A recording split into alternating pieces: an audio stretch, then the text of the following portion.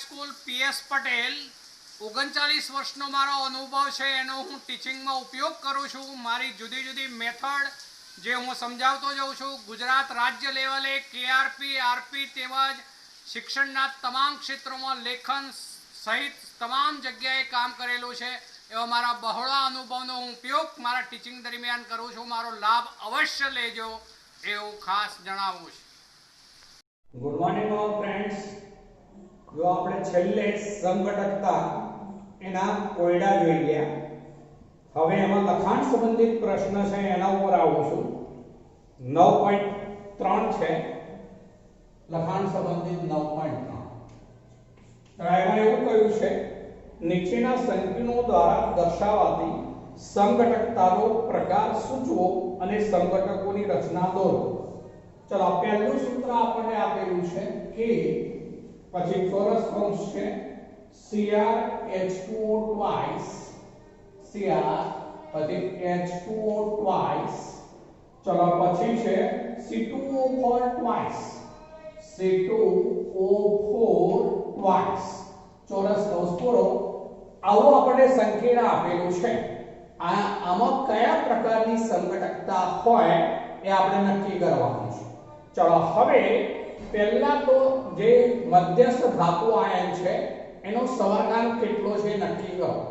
તો જો આ દ્વિદંતીય લિગેન્ડ છે ઓક્ઝેલેટ આયન એ 2 છે। ચલો દ્વિદંતીય લિગેન્ડ 2 છે એટલે 2 ગુણા 4 એ થયા અને આ 2 H2O છે એટલે 4 ને 2 6 માટે અહીંયા જે મધ્યસ્થ ધાતુ આયન તરીકે ક્રોમિયમ જે છે એ 3+ છે।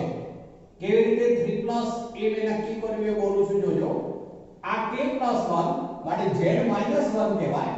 Z-1 હોવાથી આ તો તટસ્થ, આ 2 ગુણા 4 -4 તો આ +3 હોય ત્યારે -1 બને એટલે Cr+3 છે જેનો સવર્ગાંક 6 છે।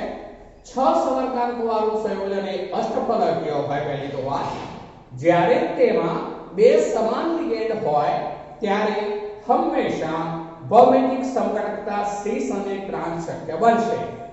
એ ઉપરાંત અહીંયા સિસ ટ્રાન્સ તો બનશે। ચલો પહેલા એને બનાવી લઈએ। તો આ બે H2O જે છે એને આપણે લક્ષમાં લેવાના, વચ્ચે Cr લઈએ છે મધ્યસ્થ ધાતુ તરીકે અને 6 બાજુ આપણે પહેલા બંધ બનાવવું છે। જુઓ તો એમાં H2O બે પહેલા લેવાના છે। एक H2O હું અહીંયા લઉં છું, આ H2O, બીજો H2O અહીંયા લઉં છું, ઓક્સિજન દ્વારા બંધવાને તે રીતે લખવાનું। બાકીના બે ઓક્ઝેલેટ આયન હોય, ઓક્ઝેલેટ આયન આ રીતે લખાશે O પછી આ C ડબલ બોન્ડ O। ચલો પછી આ C ડબલ બોન્ડ O પછી આ O। તો આ એક ઓક્ઝેલેટ આયન જોડી દીધો। બીજો ઓક્ઝેલેટ આયન અહીંયા જોડાયો હોય, આ બે O કરી દીધા મેં। બેની વચ્ચે જે છે C ડબલ બોન્ડ O આ રીતે જોડાયેલો હોય। ચલો આખા ઉપર વીજભાર લખી અલગ પાડીને તો K+ હોવાથી આખાનો વીજભાર થવાનો -1 બરોબર। આ -1 તો આ -4। હવે અત્યારે જે મેં લીધું છે કયું ભૌમિતિક સંઘટક કહેવાશે તો સિસ સંઘટક છે। આ સિસ સંઘટક છે। આપણે ટ્રાન્સ બનાવવું છે। ટ્રાન્સમાં શું થાય, બે H2O જે છે એમાં એક ઉપર હોય એક નીચે હોય બરોબર। ચલો હવે હું ટ્રાન્સ બનાવું છું, જોજો થોડુંક દૂર લખું છું, અહીંયા લખું છું। ચલો ટ્રાન્સ બનાવું છું તો ટ્રાન્સમાં આવું હોય Cr પછી એક H2O ઉપરની તરફ હોય જ્યારે બીજો H2O નીચેની તરફ હોય। બે પહેલા લખી દેવાના H2O। ચલો હવે બાકીના બે જે છે એમાં ઓક્ઝેલેટ આયન છે। અહીંયા ઓક્ઝેલેટ આયન એટલે OO પછી આ C ડબલ બોન્ડ O। ચલો પછી આ અહીંયા પણ C ડબલ બોન્ડ O અને આ જોડાઈ જશે। ચલો એ જ રીતે આ બાજુ આ OO પછી આ C ડબલ બોન્ડ O હોય અને અહીંયા પણ આ C ડબલ બોન્ડ O હોય। આ જે છે એના ઉપર પણ ચાર્જ કયો હોય તો માઈનસ હોય। ચલો આ જે છે ટ્રાન્સ છે, આ ટ્રાન્સ છે। એટલે આવા બે ભૌમિતિક સંઘટક પહેલા તો બનશે સિસ અને ટ્રાન્સ। ચલો એ ઉપરાંત હવે શું કહું છું એ સમજો। અષ્ટફલકીય સંકીર્ણમાં જ્યારે દ્વિદંતીય લિગેન્ડની હાજરી હોય અને જો સીસ સંઘટક હોય તો તે પ્રતિબિંબી સંઘટક બનાવે, જેને કારણે તે પ્રકાશીય સંઘટકતા પણ દર્શાવશે. માટે હવે આ બે લીધા એ ભૌમિતિક સંઘટક છે, બરોબર યાદ રાખજો. આ બે લીધા એ ભૌમિતિક સંઘટક છે. આનું ભૌમિતિક સંઘટક જે છે ટ્રાન્સ, એનું પ્રકાશ સંઘટક બની શકે નહીં, એનું પ્રતિબિંબી સંઘટક બની શકશે નહીં, કારણ કે એનું પ્રતિબિંબ લેવા જાવ તમે અરીસો મૂકીને તો બંને એટમો જ્યાં છે ત્યાં રહે. આ ઓક્સિજન આ બાજુ આવે, આ ઓક્સિજન આ બાજુ આવે તો એનું એ જ રહે. માટે એમાં પ્રતિબિંબ મળી શકે નહીં. પણ આનું પ્રતિબિંબ મળે. જો હવે હું આનું પ્રતિબિંબ બનાવું છું એટલે જ મેં પહેલી જગ્યા છોડી દીધી. મારે ત્રણે જે છે સાથે બતાવવા હતા. એટલે ચલો હવે આપણે આ જે દોરીશું એ શું કહેવાય છે? તો અરીસો. આ અરીસો લીધો આપણે. ચલો એનું પ્રતિબિંબ બનાવી દઈએ. તો પહેલા તો આપણે બંધ બનાવી દેવાના હંમેશા. ચલો બંધની અંદર જે છે આ રીતે 6 બંધ બનાવી દેવાના. હવે આ H2O એમને એમ રહેશે એટલે એ એમને એમ લખીશું. પણ આ H2O આ બાજુ આવી જશે, એને આ રીતે લખીશું.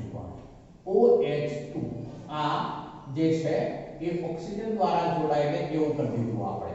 આ ઓક્સિજન આયન છે OO. ચલો આ C ડબલ બોન્ડ O, આ C ડબલ બોન્ડ O આ બે જોડી દેવાના. આ OO. ચલો પછી આ C ડબલ બોન્ડ O, અહીંયા પણ આ C ડબલ બોન્ડ O. ચલો હવે આ બે ને જોડી દેવાના. તો આ પણ જે બની ગયું A માઈનસ. ચલો આ બે બીજાના પ્રતિબિંબ છે. જુઓ આ H2O આ બાજુ સીસ સંઘટક છે એટલે ભૌમિતિક સંઘટકતાને લીધે આ H2O છે, બરોબર. પણ આનું પ્રતિબિંબ છે. જો આનું પ્રતિબિંબ આ બાજુ આવી ગયું, આનું પ્રતિબિંબ આ બાજુ આવી ગયું. માટે આ અરીસો મુક્ત બે પ્રતિબિંબી સંઘટકો બન્યા. એટલે હવે હું આ બેને કહું છું આ પ્રકાશ સંઘટકતા છે. પ્રકાશ સંઘટકતા પહેલા જે જોઈ ગયા હતા એ કઈ હતી? ભૌમિતિક સંઘટકતા. તો આની અંદર ભૌમિતિક સંઘટકતા સીસ ટ્રાન્સ પણ બનશે. તેમજ તે પૈકીનું સીસ સંઘટક જે છે એ પ્રતિબિંબી સંઘટક બનાવતું હોવાને કારણે તે પ્રકાશ સંઘટકતા પણ ધરાવશે. જ્યારે ટ્રાન્સ સંઘટક જે છે એમાં પ્રતિબિંબ શક્ય નથી, માટે પ્રકાશ સંઘટકતા નહીં દર્શાવે. ચલો હવે બીજો છે. બીજાની અંદર આવું આપ્યું છે COEN thrice Cl3. બીજું ઉદાહરણ છે. ચલો બીજું છે COEN thrice Cl3. ચલો અહીંયા બધા જ દ્વિદંતીય લિગેન્ડ છે. જો અહીંયા એટલે ઇથિલિન ડાયમાઇડ બધા જ દ્વિદંતીય લિગેન્ડ છે. CO કોબાલ્ટ જે છે 3+ આયન છે, કારણ કે Cl3 હોવાથી Z એનો +3 ગણાશે, જેમાં En તટસ્થ હોવાથી CO+3 છે, જેનો સવર્ગાંક પણ 6 કહેવાશે, કારણ કે En દ્વિદંતીય લિગેન્ડ છે. ચલો હવે 6 અષ્ટફલકીય સંકીર્ણ હોય અને જ્યારે ચક્રીય રચના બનતી હોય ત્યારે વસ્તુ પ્રતિબિંબની રચના બને, માટે એ વખતે પ્રકાશીય સંઘટકતા ઉદ્ભવે. તો આ સંયોજનમાં પ્રકાશીય સંઘટકતા જોવા મળશે. ચલો એ કેવી રીતે બનાવીએ છે જુઓ. આ CO એના આપણે 6 બંધ પહેલા બનાવી દેવાના. 6 બંધ બનાવી દીધા બાદ આપણે En લેવાના છે. તો હું અહીંથી સ્ટાર્ટ કરું છું. આ એક En. ચલો આ બેને જોડીને En લખું છું. આ બેને જોડીને પણ En લખી દઉં છું. આ En. ચલો આ જે છે એ એના ઉપર 4 લખાયા. હવે આ 3 માઈનસ, તો આ 3 માઈનસ છે. ચલો એનું પ્રતિબિંબ બનાવીએ. હંમેશા પ્રકાશીય સંઘટકતામાં RC પ્રતિબિંબ બને એટલે અરીસો મૂકવાનો વચ્ચે અને બીજું સંઘટક બતાવવાનું. ચલો બીજું સંઘટક બતાવીએ ત્યારે પહેલા તો જુઓ હવે હું CO મૂકી દઉં છું, પછી પાછા આપણે આમ 6 બંધ બનાવી દેવાના. હવે ધ્યાન રાખવાનું આ અહીંયા આ બાજુ છે તો એ અહીંયા જતું રહેશે. પહેલા એને મૂકી આ અહીંયા ચલો હવે બાકી જે રહ્યા એ બેને જોડવાના અને ઈયન લખવાના. આ બેને જોડાશે અને આ બે જોડાશે. આ બે જોડાશે.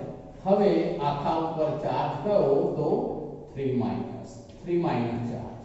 ચલો હવે જોઈ જુઓ આનું પ્રતિબિંબ બને તેને આ બાજુ જાય, આ બાજુ ગયું. આનું પ્રતિબિંબ આમ ત્રાસુ હતું તો આમ ત્રાસુ થઈ ગયું, આમ હતું તો આમ ત્રાસુ થઈ ગયું. બંને પ્રતિબિંબી સંઘટકો છે. આ જે છે એને આમ ખસેડીને આના ઉપર ગોઠવવા જઈએ તો અધ્યારોપિત થઈ શકે નહીં, કારણ કે આ જે છે વાસ્તવમાં અહીંયા આવે. ચલો આ જે છે અહીંયા આવે અને આ જે છે અહીંયા આવે, એટલે એકબીજા ઉપર અધ્યારોપિત થઈ શકશે નહીં. માટે જ તે પ્રતિબિંબી સંઘટકો છે, માટે જ તે પ્રકાશ સંઘટકતા ધરાવે છે. તો એ બે જે છે પ્રકાશ સંઘટક. ચલો એ સિવાય ત્રીજું છે, આ ઉદાહરણ છે CO NH3 5 times NO2 અને પછી છે NO3 twice. ચલો હવે આની અંદર જે છે આ 6 સવર્ગાંક છે. ટોટલ અર્થ એવો થયો એક દંતીય લિગેન્ડ છે, એક દંતીય લિગેન્ડ છે, 5 ને 1 6 થયા અને 6 સવર્ગાંક છે. હવે એવું થાય કે આમાંનો એક NO3 માઈનસ આયન, આ બે છે ટોટલ, એમાં એક NO3 માઈનસ આયન જે છે એ અંદર દાખલ થાય, અંદરથી NO2 જે લિગેન્ડ છે એને પ્રત્યાયન તરીકે વિસ્થાપિત કરે.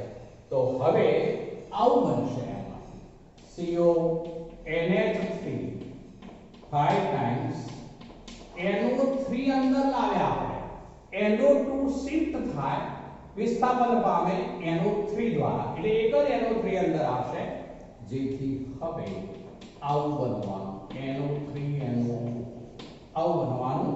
તો હવે આ જે સંઘટકતા થઈ એ કઈ કહેવાશે તો જુઓ આયનીય સંઘટકતા.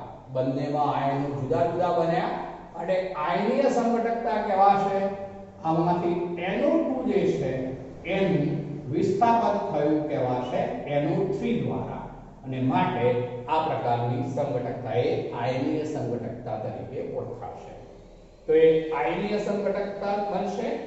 ચલો બીજું કહીએ છે, ચોથું ઉદાહરણ છે PT NH3 પછી H2 પછી Cl2. ચલો આવું છે. તો આની અંદર જે છે પહેલા તો આ એક દંતીય લિગેન્ડ છે બધા જ, એટલે સવર્ગાંક 4 થયું. 4 સવર્ગાંક વાળું એક દંતીય લિગેન્ડ બધા હોય, પણ એમાં બે લિગેન્ડ સમાન હોય તો એ વખતે સીસ અને ટ્રાન્સ ભૌમિતિક સંઘટક બનશે. માટે આનો ભૌમિતિક સંઘટક બનાવીશું.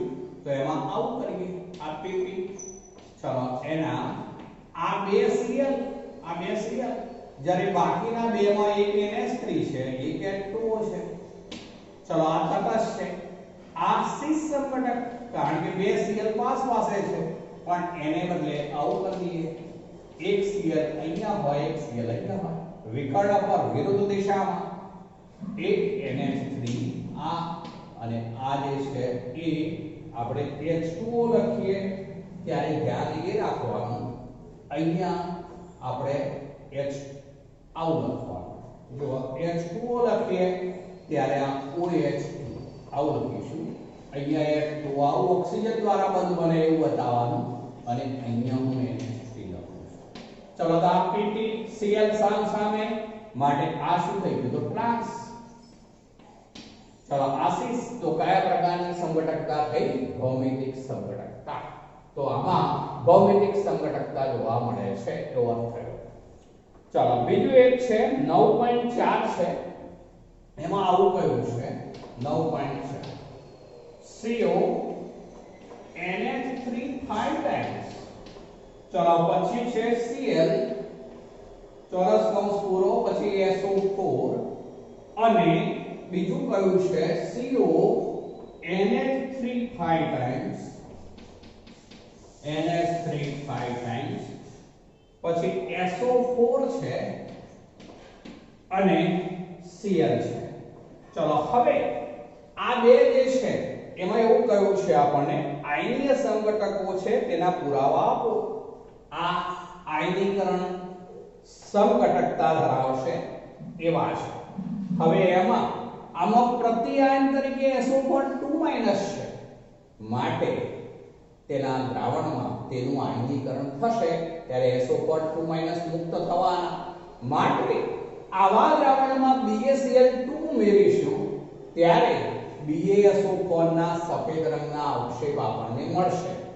ફરીથી બોલો, BaCl2 નું દ્રાવણ આમાં ઉમેરીએ તો BaSO4 ના સફેદ રંગના અવક્ષેપ મળશે. આની અંદર આપણે AgNO3 નું દ્રાવણ ઉમેરીએ તો AgCl ના અવક્ષેપ ન મળે. કેમ ન મળે? તો Cl જે છે લિગેન્ડ તરીકે અને CO જે છે 3+ છે એની સાથે લિગેન્ડ તરીકે મજબૂતાઈથી જોડાયેલું છે, માટે આયનીકરણ દરમિયાન Cl મુક્ત નહીં થઈ શકે. ફક્ત SO2- પ્રતિ આયન તરીકે છે દૂર થશે, જેથી BaCl2 સાથે સફેદ અવક્ષેપ આપશે. પણ આની વાત કરીએ હવે તો આનું દ્રાવણ હોય તો એમાં BaCl2 ઉમેરીએ તો BaSO4 ના અવક્ષેપ ન મળે. આ જે છે SO4 લિગેન્ડ તરીકે CO3+ સાથે જોડાયેલો છે એવો અર્થ થશે. અહીંયા જે છે આ Cl જે છે એ બાર છે, પ્રતિ આયન તરીકે છે, માટે આ દ્રાવણમાં AgNO3 ઉમેરીએ તો AgCl ના અવક્ષેપ મળશે. બરોબર? હવે જો આ બંનેને સાથે કહું તો આમાં BaCl2 ઉમેરતા BaSO4 ના અવક્ષેપ મળે, કારણ કે SO2- પ્રતિ આયન તરીકે છે, જ્યારે આમાં BaCl2 ઉમેરતા BaSO4 ના સફેદ અવક્ષેપ ન મળે. આમાં AgNO3 ઉમેરતા AgCl ના અવક્ષેપ ન મળે, પણ આમાં AgNO3 ઉમેરતા AgCl ના અવક્ષેપ મળશે, કારણ કે Cl પ્રતિ આયન તરીકે છે, માટે આ આયનીય સંઘટકતા છે. ચલો હવે આવું છે આપણે એક નવા પોઈન્ટ્સ ઉપર, સવર્ગ સંયોજનોમાં બંધન. ચલો સવર્ગ સંયોજનો, આ બધા આપણે વિવિધ ઉદાહરણો જોઈ રહ્યા છે, બધા સવર્ગ સંયોજનો છે. એમાં બંધન કયા પ્રકારનું હોય છે તે. આમ તો આ ચેપ્ટરની શરૂઆત જ આપણે વર્ણન સિદ્ધાંતથી કરી હતી. સવર્ગ સંયોજનો નો સિદ્ધાંત સૌપ્રથમ વર્નરે રજૂ કર્યો હતો. તેમ છતાં વર્નર સિદ્ધાંતની અંદર કેટલીક બાબતો જે છે એના પ્રશ્નોના જવાબ મળી શકતા નથી. આપણે વિવિધ ઉદાહરણો જોયા, એમાં એવું જોઈ ગયા કે અમુક સંક્રાંતિ ધાતુઓ છે, અમુક ધાતુ તત્વો છે, શા માટે સવર્ગ સંયોજનો બનાવવાની લાક્ષણિકતા ધરાવે છે. બધા જ તત્વો કઈ સવર્ગ સંયોજનો બનાવતા નથી, તો કેમ અમુક જ તત્વો આવા લાક્ષણિક સવર્ગ સંયોજનો બનાવવાની ક્ષમતા ધરાવે છે? આ એક પ્રશ્ન છે. બીજો પ્રશ્ન એ કે સવર્ગ સંયોજનો જે બંધન થાય છે લિગેન્ડનું, એ દિશામય શા માટે છે? એટલે કે ચોક્કસ દિશામાંથી શા માટે લિગેન્ડ જોડાતું હોય છે? દિશામય ગુણધર્મ કેમ ધરાવે છે એમ કહેવાશે. તો એ પણ પ્રશ્નનો જવાબ વર્નર સિદ્ધાંતમાંથી મળતો નથી. ત્રીજો પ્રશ્ન એ કે શા માટે સવર્ગ સંયોજનો લાક્ષણિક ચુંબકીય ગુણધર્મ તેમજ પ્રકાશીય ગુણધર્મ ધરાવે છે? તેનો જે જવાબ છે એ પણ વર્નર સિદ્ધાંતને આધારે મળી શકતો નથી. તો આવા પ્રશ્નોના ઉત્તરો માટે આપણે જે છે એમાં 4 પ્રકારના સિદ્ધાંતની ત્યારબાદ રજૂઆત થઈ છે. એમાં એક છે વેલેન્સ બોન્ડ થિયરી, વીડી થિયરી, જેને કહેવાશે સંયોજકતા બંધનવાદ, વેલેન્સ બોન્ડ થિયરી. ચલો બીજો એક સિદ્ધાંત છે જે crystal field theory. Crystal field theory એટલે કે સ્ફટિક ક્ષેત્ર સિદ્ધાંત, CFT થિયરી, CFT. ચાલો ત્રીજું છે LFT એટલે કે લિગેન્ડ ક્ષેત્ર સિદ્ધાંત, અને ચોથું છે એમો થિયરી એટલે કે આણ્વીય કક્ષકવાદ. તો વર્નર સિદ્ધાંતમાંથી જે પ્રશ્નોનો ઉત્તર ન મળી શક્યા, જેથી તેનો વધુ અભ્યાસ આ જુદા જુદા 4 સિદ્ધાંત દ્વારા આમ તો થઈ શકે છે. ફરીથી બોલું છું, એમાં એક છે સંયોજકતા બંધનવાદ, વિવિધ થિયરી. બીજું કહેવાશે સ્ફટિક ક્ષેત્ર સિદ્ધાંત, જે CFT ક્રિસ્ટલ ફિલ્ડ થિયરી તરીકે ઓળખાશે. ત્રીજું છે LFT એટલે કે લિગેન્ડ ક્ષેત્ર સિદ્ધાંત. ચોથું છે આણ્વીય કક્ષકવાદ એટલે કે એમો થિયરી. હવે તે પૈકી આપણે સંયોજકતા બંધનવાદની ચર્ચા ઉપર આવીએ છીએ. ચલો અહીંયા સંયોજકતા બંધન સિદ્ધાંત એના ઉપર આવું છું. સંયોજકતા બંધન સિદ્ધાંત આપણે અહીંયા આ ચેપ્ટરમાં કોર્સ ની અંદર એક વિવિધ થિયરી છે એનો અભ્યાસ કરીશું અને બીજું છે CFT એટલે કે ક્રિસ્ટલ ફિલ્ડ થિયરી, સ્ફટિક ક્ષેત્રવાદ. આ બેનો અભ્યાસ છે આપણે આ ચેપ્ટરમાં. તો એમાં સંયોજકતા બંધનવાદની વાત ઉપર પહેલા આવીએ છીએ. હવે જે સવર્ગ સંયોજનો હોય તેમાં મોટા ભાગે સંક્રાંતિ ધાતુ પરમાણુ કે આયનો હોય છે. લિગેન્ડની અસર હેઠળ જે સંક્રાંતિ ધાતુ પરમાણુ કે આયન હોય તેની n-1 d કક્ષક, ns કક્ષક અને np કક્ષકો. ચલો n-1 d કક્ષક, ns કક્ષક અને np કક્ષકો, અથવા બોલું છું ns, np, nd કક્ષકો. ચલો હવે આપણે જે મોટા ભાગે અહીંયા જુદી જુદી થિયરીનો અભ્યાસ કરીશું એમાં પ્રથમ સંક્રાંતિ શ્રેણીના તત્વો જે છે એના વિવિધ સંકીર્ણ સંયોજનોનો અભ્યાસ મુખ્યત્વે છે. માટે એના અનુસંધાનમાં વિચારીએ તો આ થાય જે છે 3D, આ 4s અને આ 4p. જ્યારે આ કહેવાશે 4s, 4p, આ 4d. તો આવી કક્ષકો જે છે એ લિગેન્ડની અસર હેઠળ વિવિધ સંકરણ રચે છે. એવી સંકૃત કક્ષકો માં જે ઇલેક્ટ્રોન યુગ્મનું દાન કરવાનું હોય લિગેન્ડ, એની કક્ષક જે છે એ સંમિશ્રિત પામે છે અને તેના આધારે જે તે સંકરણને અનુરૂપ તેઓ જે છે એ સમચતુષ્ફલકીય, સમતલીય, સમચોરસ કે અષ્ટફલકીય જેવા વિવિધ ભૌમિતિક આકારો ધરાવતા સંકીર્ણ સંયોજનો બનાવે છે.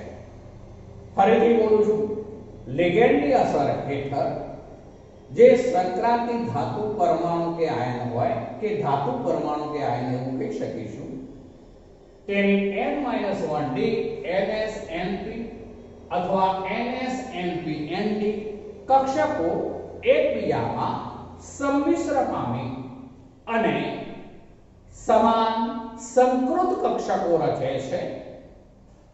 આવા સંકરણથી બનેલી સંકૃત કક્ષકોમાં લિગેન્ડ જે કક્ષકનું ઇલેક્ટ્રોન યુગ્મ દાનમાં આપવાનું હોય તે કક્ષક સાથે તે વ્યાપ્ત પામશે, સંમિશ્રણ પામશે અને એને લીધે જે સંકરણ છે તેને અનુરૂપ ચોક્કસ ભૌમિતિક આકાર જેવા કે સમચતુષ્ફલકીય, સમતલીય, સમચોરસ, અષ્ટફલકીય, ત્રિકોણીય, દ્વિપિરામિડલ જેવા વિવિધ સંકરણને અનુરૂપ સંકીર્ણ સંયોજનોના ભૌમિતિક આકારો શક્ય બને છે. આપણે ઉદાહરણ તરીકે લઈએ તો દાખલા તરીકે આપણે 4 સવર્ગાંકની વાત કરું છું. હવે ધ્યાન રાખજો, પહેલા 4 સવર્ગાંક હોય. 4 સવર્ગાંક હોય, આ સવર્ગાંક લઉં છું, સવર્ગાંક. ત્યારે હું પહેલા લઉં છું સંકરણ સાથે સંકરણ અને અહીંયા આકાર લઈએ છીએ આકાર. ચલો 4 સવર્ગાંક હોય ત્યારે sp3 સંકરણ 1 થાય અને 4 સવર્ગાંક હોય ત્યારે બીજો dsp2 સંકરણ પણ થાય. ચલો sp3 સંકરણમાં s ની એક કક્ષક અને p ની 3 કક્ષકોએ ભાગ લીધેલો હોય એટલે અર્થ એવો થાય કે 4s ની 1 અને 4p ની 3 કક્ષકો. તો એ વખતે sp3 સંકરણ થવાથી તે જે સંકીર્ણ હોય એ આકાર બનાવશે સમચતુષ્ફલક. સમચતુષ્ફલક. ચલો એવા ઉદાહરણો આપણે આગળ ઉપર જોઈશું. દાખલા તરીકે તેની અંદર NiCl4 times 2 minus NiCl4 times 2 minus તો એ સમચતુષ્ફલકી આકાર ધરાવે છે. NiF4 times 2 minus તો એ પણ એવો આકાર ધરાવે છે. NiCO4 times ચોરસ કૌંસ પૂરો તટસ્થ તો એ પણ સમચતુષ્ફલકી આકાર ધરાવે છે. ચાલો dsp2 ની વાત કરીએ તો એ વખતે સમતલીય ચોરસ આકાર સમતલીય ચોરસ. ચલો NiCl4 times 2 minus હોય ત્યાં સાયનાઇડ બોલું છું ધ્યાન રાખજો. NiCl4 times 2 minus તો એ વખતે તેમાં dsp2 સંકરણ હોય છે સમતલીય ચોરસ બંધારણી ધરાવે છે. આપણે આગળ ઉપર જોઈશું એ આ ચેપ્ટરમાં હવે પછીની ચર્ચાઓમાં આવશે કે કયું સંકરણ કેમ થાય છે અને એ જ આકાર કેમ છે તે સાબિતી સહિત જોઈશું. ચાલો પછી સવર્ગાંક 5 હોય એવું ઉદાહરણ લઈએ છીએ તો તેમાં sp3d સંકરણ sp3d ચાલો એમાં ત્રિકોણીય દ્વિપિરામિડ આકાર કહેવાશે. સવર્ગાંક 6 હોય ત્યારે બે ટાઈપના સંકરણો શક્ય છે. sp3d2 પણ બને અને d2sp3 પણ બને. બંને બને છે 6 સવર્ગાંકમાં પણ બંનેમાં આકાર એક જ સરખો છે અષ્ટફલકી. અષ્ટફલકી. ચાલો બંનેમાં અષ્ટફલકી. જ્યારે આપણે CONS3 6 ટાઈમ આપણે 3+ લઈશું ત્યારે આવો આ સંકરણ રચાશે ત્યારે અષ્ટફલકી આકાર છે. પણ COF6 ટાઈમ અને 2 માઈનસ ઉપર charge CO3 minus charge COF6 time ચોરસ ઉપર 3 માઈનસ ચાર્જ ત્યારે એ આ sp3d2 સંકરણ ધરાવે અષ્ટફલકી આકાર. તો આવા વિવિધ સંકરણ વિવિધ સવર્ગાંક ધરાવતા સંયોજનોમાં વિવિધ સંકરણ થશે તેને અનુરૂપ તે ચોક્કસ આકાર પ્રાપ્ત કરશે. હવે તે વિવિ થિયરીમાં વેલેન્સ બોન્ડ થિયરી સંયોજકતા બંધનવાદમાં કોઈ પણ સંકીર્ણ સંયોજન છે તો તે કયો ચુંબકીય ગુણધર્મ ધરાવે છે એની ચુંબકીય લાક્ષણિકતાના આધારે એમાં કયું સંકરણ થયેલું છે અને તે કયો આકાર ધરાવતો હશે એ નક્કી કરવામાં આવે છે. આપણે એક પછી એક એના ઉદાહરણો ઉપર લઈએ છે.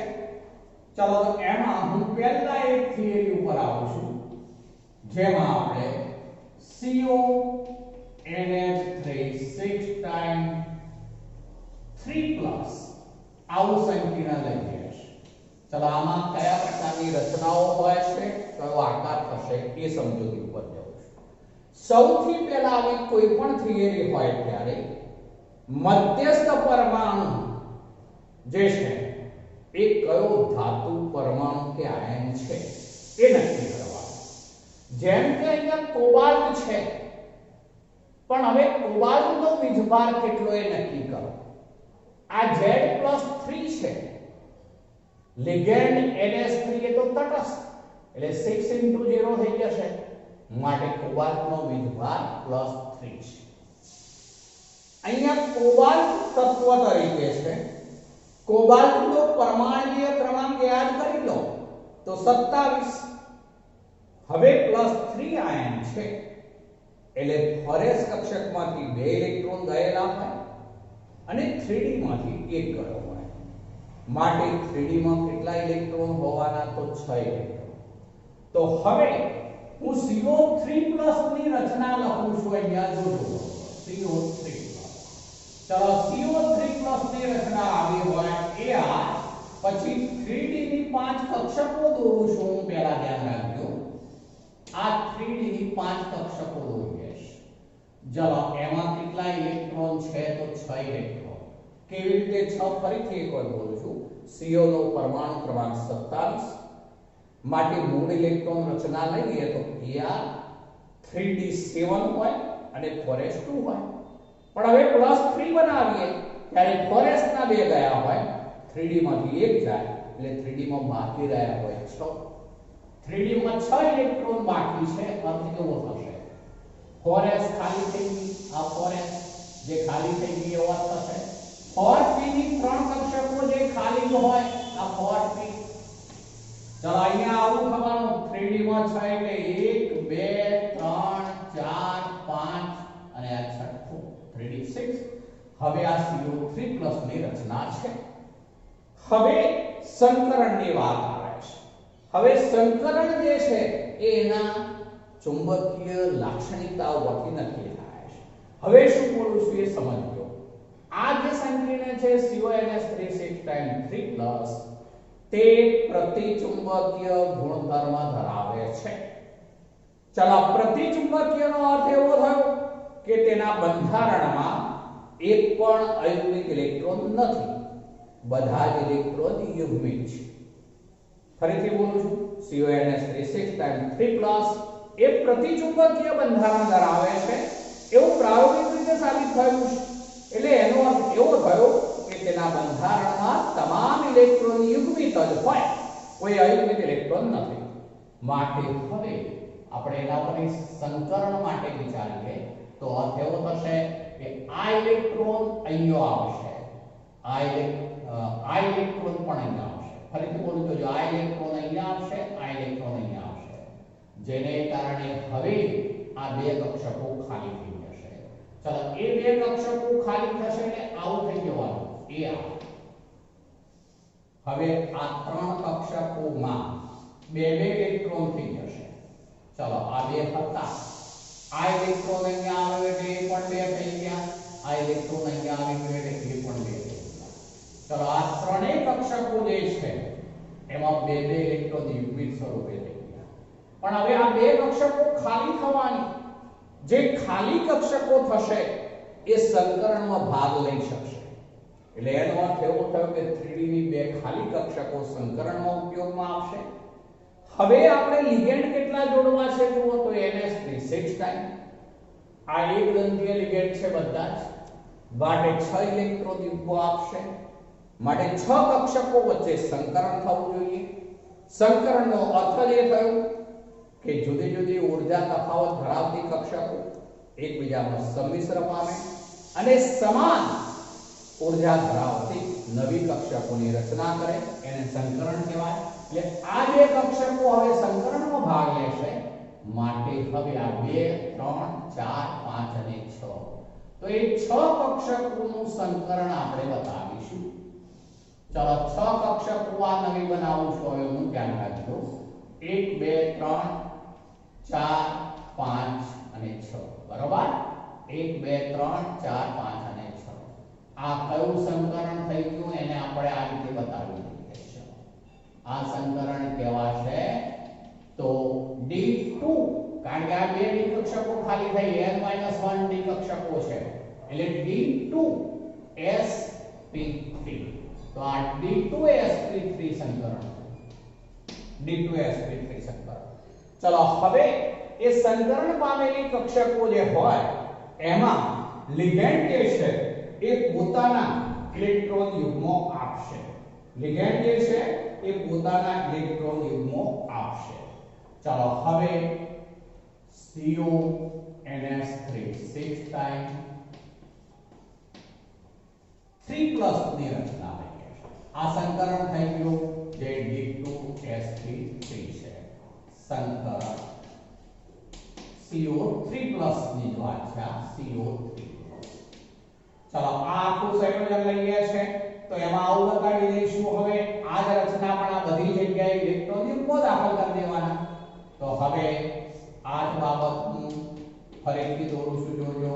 આ બે ઇલેક્ટ્રોન યુગ્મિત સ્વરૂપે બધા જ અને આ 6 કક્ષકો બતાવી લઈએ છે. ચલો આ 6 કક્ષકો જેમાં દરેકમાં હવે જે ઇલેક્ટ્રોન આપશે એ કોના ઇલેક્ટ્રોન હશે? તો લિગેન્ડના. લિગેન્ડ તરીકે શું છે? તો NH3. આ બધા 2 આ 3 આ 4 આ 5 અને આ 6 NH3 પોતાના જે નાઇટ્રોજન પાસેના અબંધકારક ઇલેક્ટ્રોન યુગ્મનો ઉપયોગ કરી અને આ રીતે બંધ બનાવીને જોડાઈ જશે. આ બધા ઇલેક્ટ્રોન છે કોના છે? તો NH3 ના છે. અને માટે આ સંકીર્ણ જે છે એનો આકાર અને સંકરણ બેની વાત કરીએ તો સંકરણ થયું D2sp3 અષ્ટફલકીય આકાર. તેમાં અંદરની 3D કક્ષક જે કહેવાશે એનો ઉપયોગ થયો છે. માટે આ લો સ્પિન ધરાવતું સંકીર્ણ કહેવાશે. લો સ્પિન ધરાવતું સંકીર્ણ, લો એટલે નીચું સ્પિન ધરાવતું સંકીર્ણ. આમાં ટોટલ સ્પિન 0 થઈ જશે. +1/2 -1/2 +1/2 -1/2 +1/2 તો આ લો સ્પિન ધરાવતું સંકીર્ણ છે એવું કહેવાશે. અહીંયા જે છે ઇનર ઓર્બિટલ્સ ધરાવતું સંયોજન એવું કહેવાશે. ઇનર ઓર્બિટલ્સ એટલે અંદરની કક્ષકોનો યુઝ કર્યો, 3D કક્ષકોનો, માટે ઇનર ઓર્બિટલ સંકીર્ણ કહેવાશે. ચલો તેમાં બધા જ ઇલેક્ટ્રોન યુગ્મિત છે માટે એ શું કહેવાશે? અતિચુંબકીય. ચલો આ જે છે એ કોમ્પ્લેક્સ નીચું ભ્રમણ લો સ્પિન ભ્રમણ યુગ્મિત સંકીર્ણ એવું પણ કહી શકાય. આંતરિક કક્ષકીય સંકીર્ણ ઇનર ઓર્બિટલ સંકીર્ણ પણ કહેવાશે. હવે મારે બીજી એક સમજૂતી સાથે લેવી છે. માનો કે CONH3 6 ટાઈમ 2 + 1 તો શું થાય હું સાથે બતાવું છું. જોજો CONH3 6 ટાઈમ 2 + 1 તો હવે CO2+ કહેવાય. CO2+ હોય તો એમાં ફોરેસ્ટમાંથી 2 ઇલેક્ટ્રોન ગયા હોય પણ 3D માં 7 ઇલેક્ટ્રોન હોય.